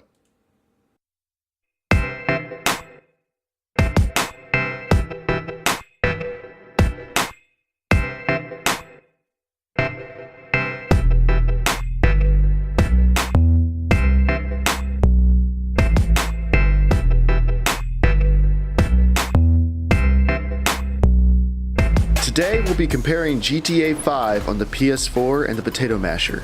In case you don't know, the Potato Masher is a $350 computer custom built in December of 2014 and designed to provide a comparable or better gaming experience than the PlayStation 4 for the duration of its life cycle. If you want to see the original concept and build video for the Potato Masher, there's a link in the description of this video. We also have a brand new frequently asked questions video that you can look at if you want to know more about the Potato Masher, and you can see that link in the description or click the button on screen right now. All footage is recorded at 60 FPS, so if you're watching this video in Google Chrome, switch to the 60 FPS version for the best experience. Also in the description is a download link for the maximum quality version of this video for all you pixel peepers. That's enough housekeeping, let's get to it. GTA 5 isn't exactly a new game. It originally released in late 2013. That said, Rockstar has said that they consider the PC version of the game to be the definitive release. For the past 4 months, we've received tons of comments from people excited to see how well the Potato Masher handled this game. The only game more anticipated in the comments is The Witcher 3: The Wild Hunt. We've also received a fair amount of negativity from people who think the Potato Masher is going to buckle under the weight of such a demanding game. So as not to tease you for 5 minutes, just know that the Potato Masher exceeded my expectations and the experience has been a blast. For comparison's sake, I've included some footage from the Xbox 360 so you can see how the original release compares to the PS4 and PC. The Xbox 360 version runs at 720p and 30 FPS, the PS4 runs at 1080p and 30 FPS, and the Potato Masher can pretty much do whatever we want, within reason. Since the PS4 looks great, I set that as my target. The PC version of the game has quite a few performance options, but to really take advantage of the highest settings, you need a very powerful system. The Potato Masher only has enough VRAM to run the game at high settings at 1080p, but it's still powerful enough to run at double the frame rate of the PS4 version. The PlayStation 4 appears to have slightly softer shadows and shallower depth of field effects, but the PC has better textures and slightly more detailed models. Honestly, at 1080p there isn't a huge visual difference between the PS4 and PC. They are both much better looking than the Xbox 360 version, but that shouldn't really be a surprise. Both the PS4 and PC have great textures, good models, attractive lighting, and oh yeah, the massive open world of Los Santos available with no in-game load screens. The game is a serious technical achievement on both platforms, but I'm not here to make everyone feel better, I'm here to give some results. Obviously, the PC version is superior. The Potato Masher has the same or better visuals compared to the PS4, and the frame rate has doubled. Have you ever played GTA at 60 FPS? Driving is massively better, so much so that I had to relearn how to drive in this game to reflect how responsive it now feels. I did a lot of driving in this review because moving quickly through the terrain pushes the frame rate harder than just about anything else. At 60 FPS, weaving in and out of traffic or pulling off hairpin turns is that much smoother and easier. Gunplay feels like a AAA blockbuster shooter, explosions look magnificent, and GTA's wacky physics are even funnier. Yes, at 30 FPS, all those things are still great, don't get me wrong. But at 60 FPS, they are that much better. The only time the frame rate dropped below 60 FPS was during massive explosions or crashes, and then occasionally when driving at high speed. These were drops of only a few FPS and they were very brief. The PS4 and Xbox 360 versions also have frame rate drops when these events happen, but a drop from 30 to 25 FPS is way more noticeable than 60 to 55. Again, frame rate makes a big difference. When I turn the settings up to very high, the frame rate drops to the 30 FPS range with frequent drops into the low 20s. GTA 5 is really designed to be maxed out on very high-end systems, so it's no surprise the Potato Masher struggles with ultra grass detail with massive amounts of ambient occlusion and 2x anti-aliasing on reflections. These are very nice visual features if you have the juice to run them, but they add maybe 10% to the visual fidelity while costing 50% in performance. In my opinion, the high settings are where it's at. If you're curious what settings I use to get that locked 60 FPS, there are links in the description of this video to the settings for 1080p high, as well as a few other resolutions and frame rates that I mentioned later in the video. There are also links to a couple articles that will help you optimize your copy of GTA 5 to run this well. One final word on the visuals is if you play GTA Online, you're going to need to drop your settings just a little bit to maintain a locked 60 FPS. I found just turning the grass detail and the shadow detail down one click each maintains 60 FPS while accounting for the extra latency present in online gaming. So far, I'm betting no one is really surprised. 1080p at high settings isn't that hard these days for even a budget computer like the Potato Masher. Let's get to the really impressive stuff. Let's Let's say you spent the same amount on your monitor as you did on the Potato Masher and you want to play GTA at 1440p. That's probably a pipe dream, right? Well, no, not at all. I V-synced the game at 30 FPS and set everything to medium at 1440p, thinking that was probably as good as I'd get. Well, it ran fine, so I got crazy and bumped it up to high, and it worked. The Potato Masher can play GTA 5 at 1440p at high settings at a very steady 30 FPS. If you're the type of person who demands 60 FPS out of your games, then you're going to have to drop the quality settings down to low to get 60 FPS out of the Potato Masher at 1440p. As you can see, low still looks great. The resolution bump makes the visuals better and mostly makes up for the reduced textures and fancy shadow effects. Personally, I would have no problem playing the game like this. Of course, I had to try 4K just to see if it was even possible. Well, not only is it possible, but 4K 60 FPS absolutely works on the Potato Masher. Now, there are frequent frame drops on it, so I wouldn't guarantee a 60 FPS locked. You're looking at more of 45 to 60 FPS with everything on the lowest settings, and yeah, the shadows look kind of nasty, but it's running 4 times the resolution and double the frame rate of the PS4, so, get over it. Fortunately, if you're okay limiting yourself to 30 FPS, you can play at medium settings with no problems, which I did for about 20 minutes or so. The frame rate was stable, and I had no real visual complaints. You might be thinking, who cares? I only have a 1080p monitor, why does it matter if the game can be played at 4K?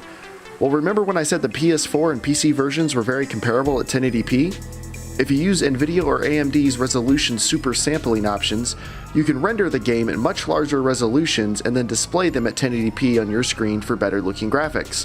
As an illustration of how impressive this is, here is the Xbox 360 footage at 720p proportionately. Here's the PS4 running at 1080p. Now let's add 1440p on the Potato Masher. And lastly, here's 4K, also and obviously on the Potato Masher. See how much bigger the resolution is? The cars, people, and other world objects are all being rendered with much greater detail when you run at a higher resolution, even if you downsample the image to fit your 1080p monitor. To show you how nice this can look, here's the same story mission from earlier in the video, but this time the Potato Masher footage is 4K at medium settings and 30 FPS. Same frame rate as the PS4, but greater visual fidelity.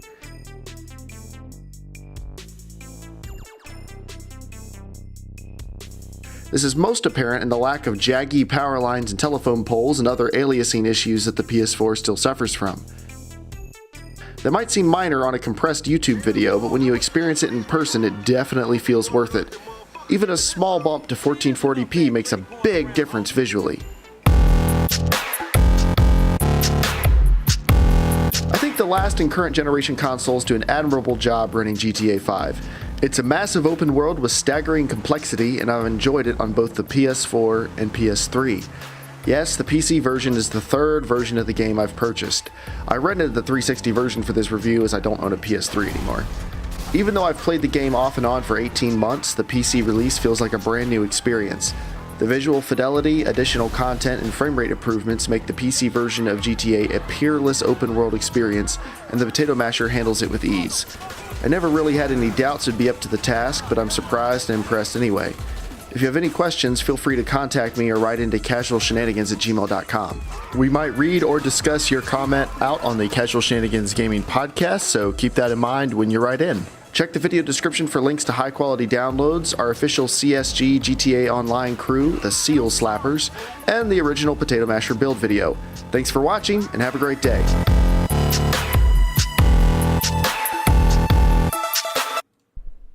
And there we go. Any comments anyone has on it? I've seen this 3 times now, and it's still just so good. It's just the comments in the beginning, and just the crushing reality. Oh, I enjoyed this way too much. This is the first time I've seen it, and I loved it. Good job, Jeremiah. Thanks. Good job, Potato Masher. And You Potato little Masher. workhorse. Yeah. You little workhorse. Oh, you Potato Masher. With your jiggly door. Speaking of That's where which, it gets its power. I am going to be getting a new case for that. Dave's old Cosmos case. Another Cooler Master case, because I haven't learned my lesson with the Wave Master or whatever Debbie's case is called. We're going to be moving the Potato Masher into that case, which is very Yes, there she is. It has space for all the things the Potato Masher needs, like the one hard drive and the one graphics card. What scale is this? Here, Dave, That's the wrong one. run us through some features. Talk loudly. It weighs, I think it's 42 pounds empty. It has steel carrying handles. Is that the one that caught on fire? Yes. No beating around the bush. That's what happened. I don't think. Oh, and just for you, Jeremiah, this is what you're excited about. Soundproofing foam. Ooh. Yes. Pre-dusted for you too. You're welcome. Thank you. Thank you. Actually, I'm trying to see if you can see it on camera. You see can. the scorch mark from behind the motherboard tray. It's still there. I've tried to scrub it 3 times. It won't come off. It's like it scorched the steel itself. It's got, what is that? 6 5.5-inch bays. A bajillion hard drive bays. Fan taking the bottom. Power supply at the top. And it's ridiculously oversized. So.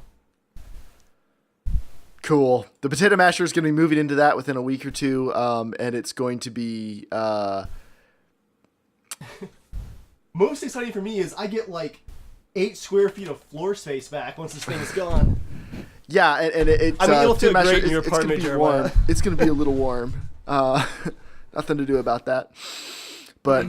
Yep, I'm excited about that, so I won't have to hear the rattling aluminum case anymore. But that is GTA 5 on the Potato Masher. Before we move on, did anyone else have any last comments you wanted to throw in? I'm not like fishing for comments here, but if you had any particular thing you wanted to ask about, get clarification on, or whatever else, since this was a pretty big video for us, does anyone have anything they want to add on before we move on? Yes, actually. Okay.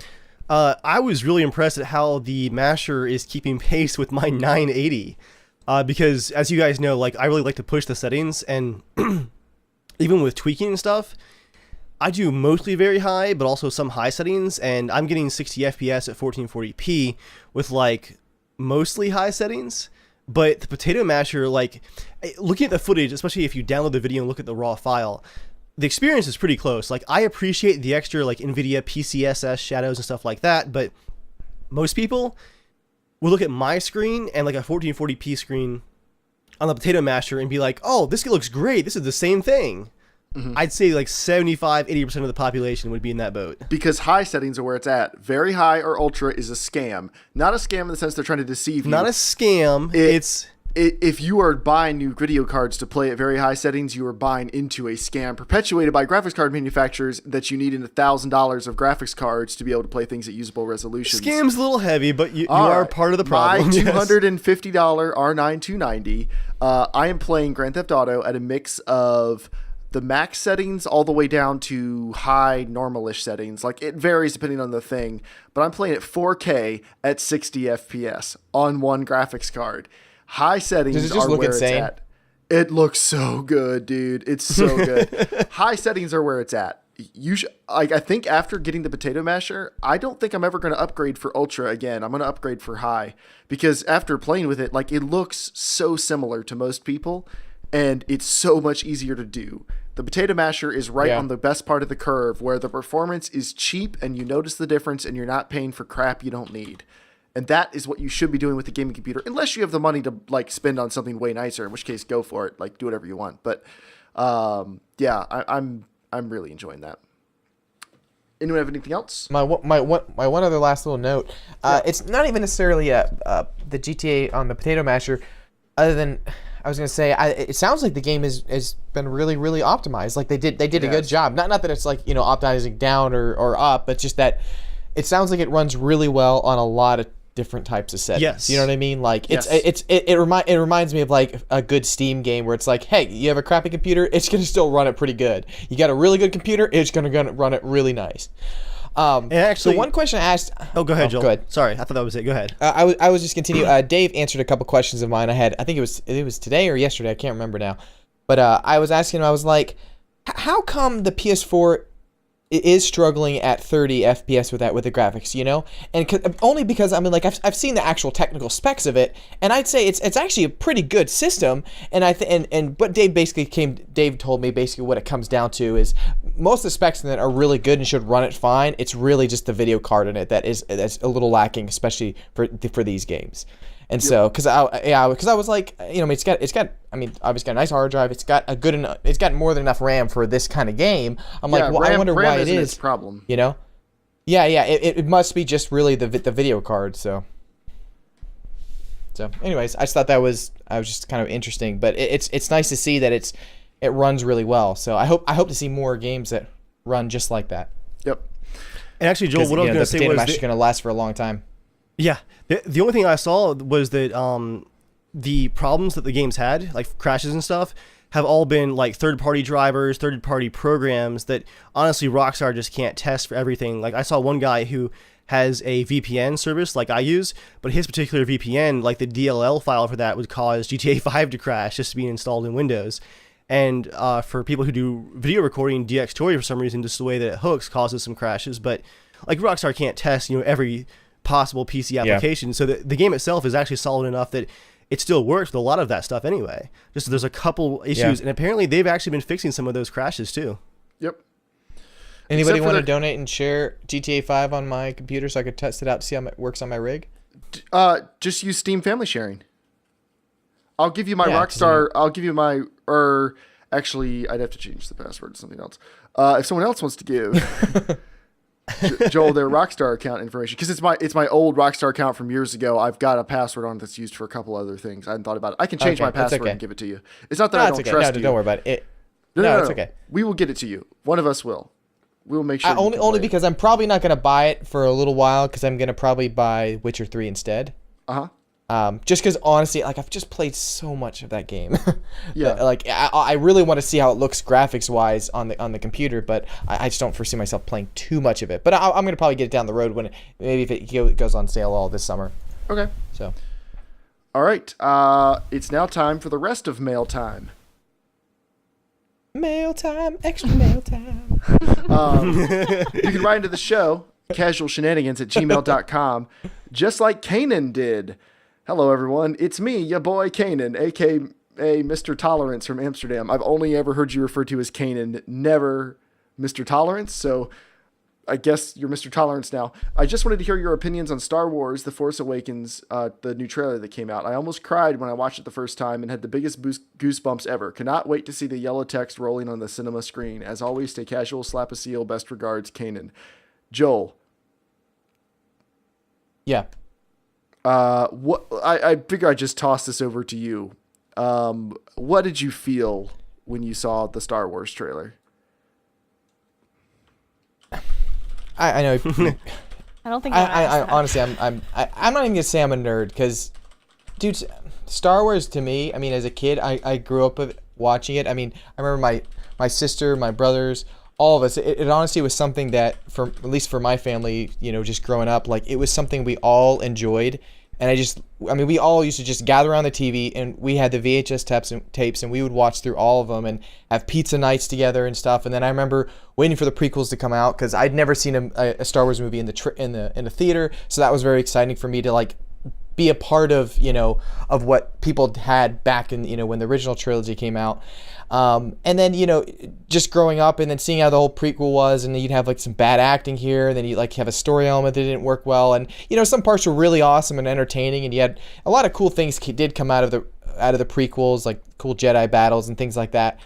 But it really lacked that sense of just reality that by the time the last movie came around, the sets were so much CGI, where even if you look at Phantom Menace, I think it's still pretty interesting to watch because it does have sets. Like it has a lot of sets in that one compared to the episode 2 and episode 3. So when this trailer hit, like it blew me out of the water. Like from the first little teaser, it was everything I was hoping it was going to be.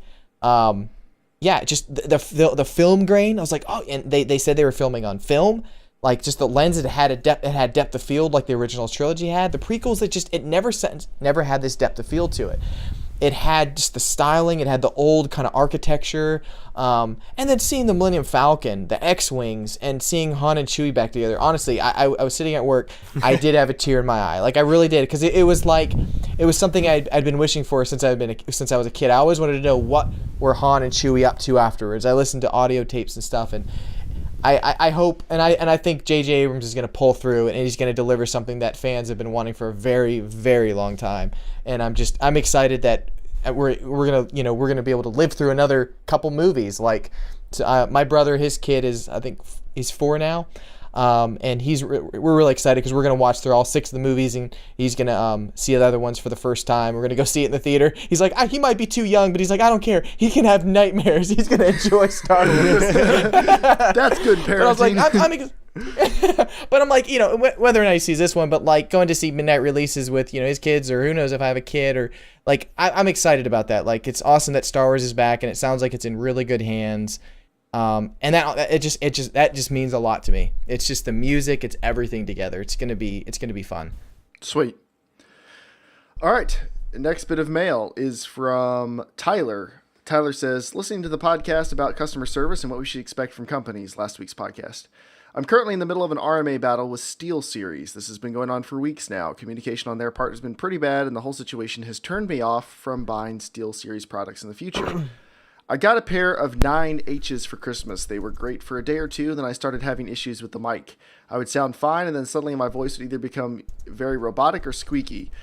That's called puberty, but he thinks there's a problem with the headphones. I scoured forums to try to find a solution, tried a bunch of different setups and options, and had no luck, so I resorted to trying to get it RMA'd, and here is the long-winded adventure. I'm going to skim through it because it's long. March 1st, RMA ticket filed. March 2nd, RMA approved. March 9th, our headphones shipped out. March 16th, tracking info says package arrives. March 18th, SteelSeries says they have not received package. March 20th, nothing still. March 23rd, they finally confirmed they've received the headphones. They asked me to verify my address. I did this in the beginning, but I do it again. March 23rd again, we've confirmed that your replacement product has been added to our latest invoice. This means our warehouse has all the necessary information to get your new product out for shipment. March 31st, 8 days later. Sorry for the delay. Our shipments were put on hold due to warehouse operational reasons. April 7th, haven't heard anything. April 10th, haven't heard anything. April 13th, we're very sorry for the extended delay. Our warehouse is still backlogged and getting caught up. April 16th, no update. And he just asked for an update. April 21st, automated email saying they're waiting on a response from me. I log in and nothing has been posted or updated. April 22nd, that is yesterday. We've re-added a new replacement to our outgoing shipment manifest and expect it to release it shortly for shipment. They also ask for me to update or verify my address if I haven't done this already. I've done this twice, so I don't bother. April 22nd, looks like we're missing your address information for RMA fulfillment. We will not be able to ship out your replacement until you select a valid shipping address from your account. He says, all caps, what? How is that possible? I submit my address again. April 23rd, at the time of this email, there has been no progress. So yeah, don't buy SteelSeries, or at least not if you might RMA it. Yeah. Wow. I have no personal experience with SteelSeries RMA team, but that sounds all too familiar for the video game and gaming peripheral industry. And our last bit of mail comes from Death Incarnate, who's played Arma with us a few times. He says, hey guys, have you guys seen or tried the Arma 3 Ace 3 mod pack that's coming out? The Ace 3 mod was created by the mod teams for AGM, Ace, and CSE, combined into Ace 3. It looks amazing. I'll join you guys at some point again. Windows 8 was being bad, and it boot looped me after a patch Tuesday night. Doing some serious Linux gaming at the moment. Death Incarnate. Hey, Death. Yeah, so... Hi, Death! Hey! AGM, Surprise, Death's here! AGM, Ace, and CSE were all announced they were kind of stopping development because they didn't win a bunch of money from the Make Arma Not War thing, and they just need to move on to other things. And as a note, those are all Arma 3 mods that aim to improve the depth of the gameplay. Yes. They add medical systems, the ability to pull people in and out of vehicles, take prisoners, bandage, all kinds of interaction and stuff like that. It's like a overarching module for the game. Yep, and a lot of them stopped development because for the reasons I just mentioned, but the mods work. You can still use them. There's no reason you can't use them from now on unless there's some future change to Arma 3 that breaks them, but we don't know about. AGM is already a little bit broken UI-wise. AGM's always been a little bit broken, but it's still pretty good. So, yeah, Ace 3 should be pretty good, and we may, at one point, add it into our mod pack segue As into soon as it's out. Arma updates with Dave. Dave, what's the latest with the Filthy Casuals Arma team? Ignoring for the fact that GTA is out, so no one's been thinking about Arma recently, except for you and me. I've been thinking about Arma a lot, actually. That's just my normal week. Yeah, that's always true. I'm saying besides you and me, people haven't been thinking about Arma, so what's up? We have updated our mod pack for the first time since December. It's actually a little bit late because I wanted to wait for the Marksman DLC, which changed some things in the engine and stuff like that. And thankfully we waited because almost all the mods that we use updated for the Marksman DLC, or like more recently than February and March. So there is a mod pack update. However, it is only for the primary mod pack. You don't have to re-download the 10 gigs of terrains. That's staying static for quite a while. We still have plenty of terrains to play on, but you can get the update right now. Go ahead and install that. It is a 9 gig download, and it has instructions, image instructions, guys. Debbie and I have broken it down for you guys. Is Debbie awake right now? I'm here. Oh, Debbie's here. Hey, guys. Debbie helped me out organizing some very easy to understand instructions for upgrading. You need a lot of help with that. Oof. It was okay before. Now it's better. Yes, it was okay, I guess. Primarily, though, the mod pack, it updates like all the mods, like our AI mods and stuff like that are all up to date now and working better. And our other big change was adding RHS Escalation, which is one of the biggest content mods out there for Arma 3 that everyone uses, and now we use too. So we're cool. And that should be the last update for a while. But as far as Ace 3 goes, as soon as it's out officially, I mean, it's on, I think, GitHub right now. You can download a unfinished version of it and compile it yourself. As soon as it's like officially out, we're definitely going to drop AGM and switch to Ace officially. Because AGM is great, but it's also very script heavy, and it drops your frame rate a lot just running it in the background. Ace should be a lot lighter and look better and have better functionality. So Cool. And it is now time to talk about what are we playing this week. As if we don't already know. I'm going to take a second to plug GTA. Seriously, come join the Seal Slappers. We're named that because that's all I could get through the GTA content filters. Although the list of banned words was released, and casual and shenanigans are nowhere on there. There's a lot. I saw casual. I didn't see casual. Really? Yeah. But they say it's banned. Yeah, maybe there are different lists going around.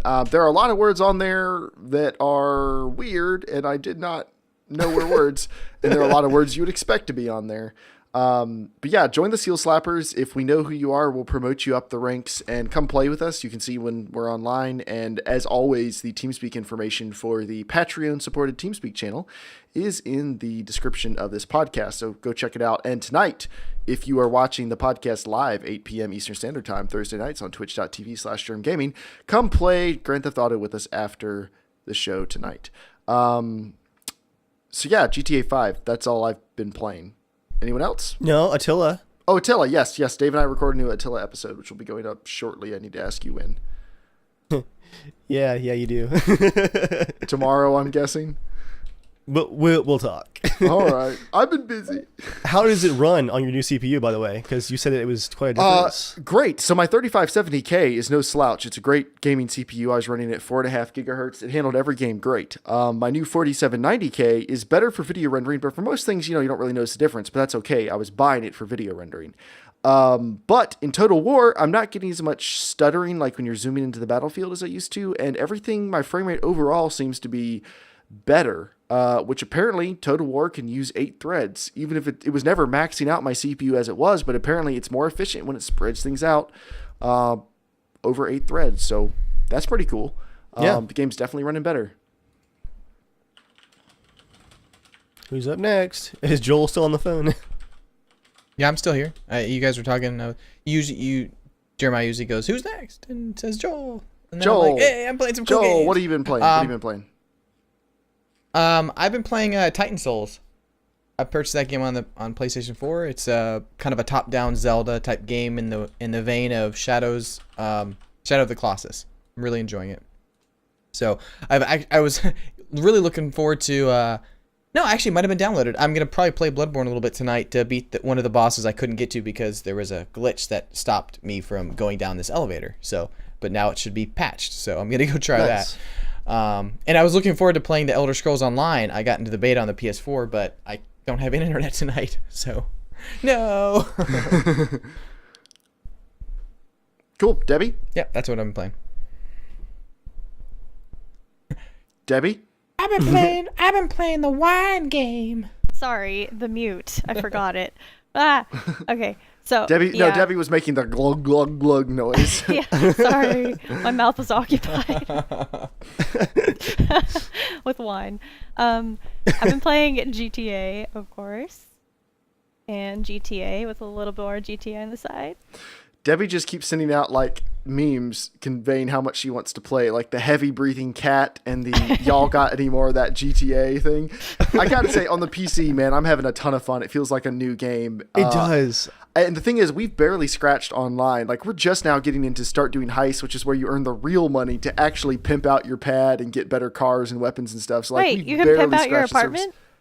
I believe so, can't you? With what? Or you can More buy better wine? houses. There's luxury houses you can buy. I want a house that overlooks all of Yeah, Los you can buy a Santos with better like a house. fancy pool and stuff. That's what I want. Ooh, yeah, nice house. Yeah, I need to earn some money. Something we Screw can this have in a apartment game, life. but not in real life. Oh, man, Norman money.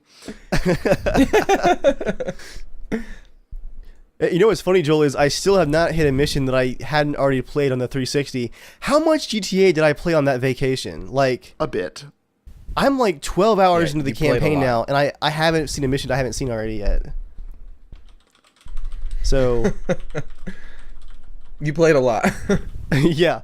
For me this week, I'm playing GTA 5, of course. I'm playing single player, I'm playing online, and I'm editing videos still. Like, the editor is so much fun. The game world is so detailed. Like, it's fun just to go into the editor and, like, watch what you missed in that gameplay clip. Like, in 3D, like, the way that people are reacting to you. People getting, like, hit and arrested and stuff off screen. Shotgunned in the face that you never even noticed. I also played some Last of Us on Monday with Joel and John, and that game remains fantastic. I unlocked the bow, Jeremiah, and went ham with it. It is so much fun. Do you have the bow yet? Yes, I do. Oh, I don't like it's all right. Yeah, John's like, you got to get good. You have to get used to it. Like it'll be an adjustment. And I got like 6 downs and 8 executions in my first round with it. And I was like, I'm home. Because in the single player of Last of Us on the PS3, that's all I used was the bow. I loved it so much. So yeah, Last of Us. Console times, good times. Then Attila, and then a lot of Arma mission editing and just Arma showcases. I'm having a ton of fun just playing around in some of the other showcases and stuff. Cool. Yeah. All right. I believe that's our show tonight. It's been a big one. It's been a doozy. Dave, unless there's anything else you need to add? No, You're we moved casting pretty fast. furtive and- eyes back and forth at the sheets. No, yeah, I'm like looking at all the times and all the notes and stuff, and I think we actually covered everything pretty efficiently this week. Is it Sweet. time? It's about time. Yeah, I'll be honest. We're just shutting this thing down so we can play Grand Theft Auto. Come hop I can on. actually I can hear Debbie's twitches like over the feed right now. Come hop onto the Teamspeak channel within like 10 minutes or so. We'll be getting stuff going. Thank you, everyone, for coming out. If you don't watch the podcast live, you should, because that's where the fun happens in the comment sections and stuff. See you later, Lanky Soldier. And follow the show at Casual Shenanigans on Twitter, at JERMgaming, at Evil Viking. Follow us on YouTube, JERMgaming, Evil Viking 13. And if you would consider supporting us on Patreon before we move all our stuff behind a paywall and you can never see it again. We're creators. We deserve to be paid. A lot. Would we drop every single person if we did that? Like, how many people would just like, and we have 3 members. Dang it. But yeah, thank you everyone for coming out. Thank you for listening to us. This past month, the Bloodborne cast is now our most popular podcast ever. But not just that, even ignoring that one, the podcast has grown actually quite a bit in the past month or two. By quite a bit, I mean like 30 or 40%. On audio downloads only. So thank you to all of our new listeners. There's a couple hundred of you out there, it would appear. So thank you. Thank you everyone for coming out and listening. I think I've said thank you enough. Does anyone have anything else to add before we go? Yeah. Guys who are our new listeners and our old listeners, you guys not only support the podcast on Patreon and stuff like that, and by showing up and hanging out in the chat, but tell your friends about us. And if you enjoy the stuff that we do, just share it and get the word out, and so we'll keep growing.